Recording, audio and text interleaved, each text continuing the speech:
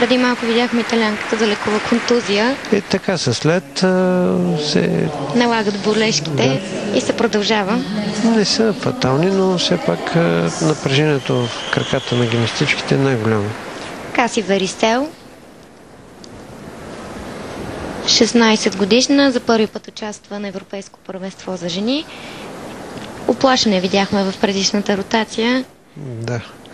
Нестабилна, несигурна. Дано се представи сега по-добре на прескок. Да видим изпълнението. Цукахара се нарича този прескок от темата. Цукахара с обращение 360 градуса.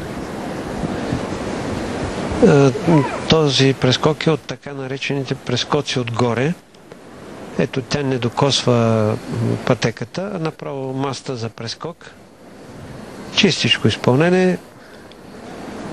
Няма от какво се притеснява. Овладян прескок в зоната за приземяване. И стабилно. Най-важното.